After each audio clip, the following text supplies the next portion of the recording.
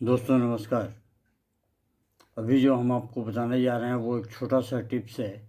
जैसे कि B12 की डिफिशिएंसी 60 की उम्र क्रॉस करने के बाद में, या 40 से 60 के बीच में विटामिन बी की डिफिशिएंसी बहुत ज़्यादा होती है। विटामिन बी की डिफिशिएंसी की वजह से बहुत सारे असरात पैदा हो जाते हैं, जैसे कमजोरी या फिर थकान।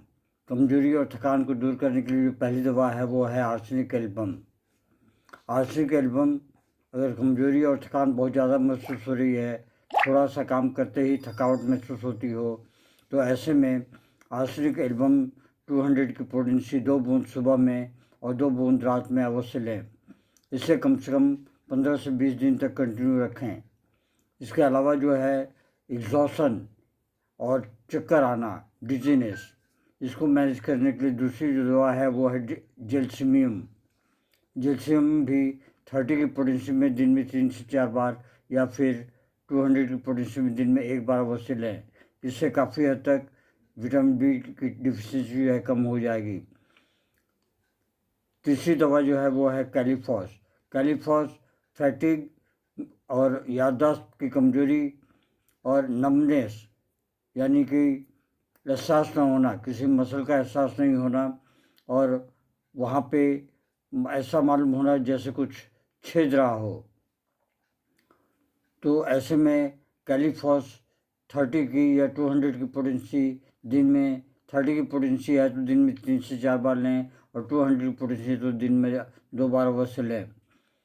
अगर बहुत ज़्यादा है तो 200 लें, नहीं तो 30 की पोटेंसी लें।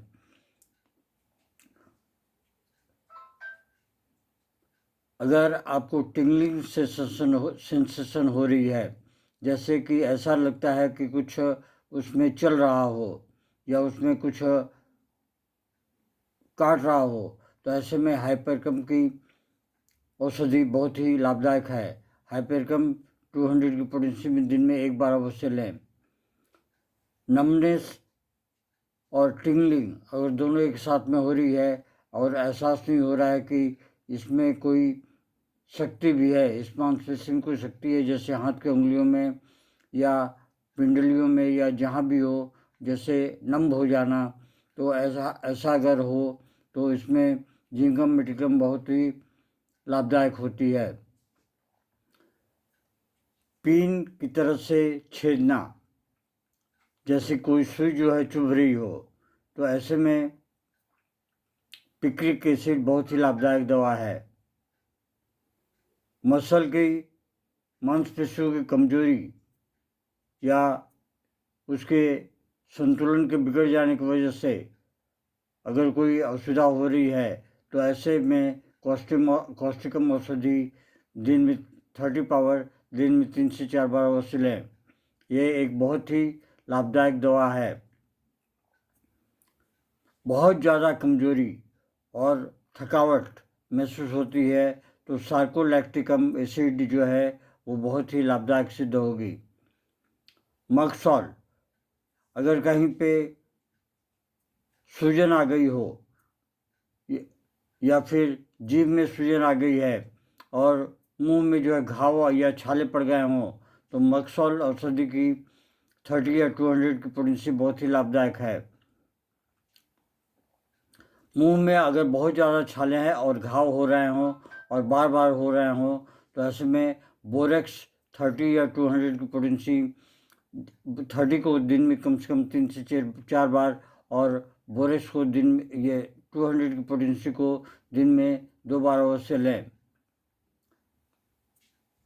इस उम्र में पेट की गड़बड़ी की वजह से पतला दस्त होना भी शुरू हो जाता है। ऐसे में एलोसोकोट्रिना बहुत ही लाभदायक सिद्ध होती है। पेट में गैस को मैनेज करने के लिए लाइकोपोडियम 30 की पोटेंसी बहुत ही सटीक दवा है। लाइकोपोडियम की 30 की पोटेंसी कम से कम दिन में 4 बार लें। अगर आपको ऐसा लग रहा है जिम मितला रहा हो और उल्टी हो रही हो, तो इसमें एपिकाक जो है बहुत अच्छा काम करती है।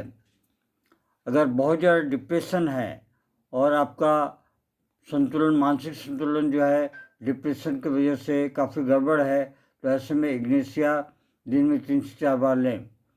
ये सारी दवाइयाँ आपकी B12 की डिफिशियंसी को काफ़ी हद तक रोकेंगी और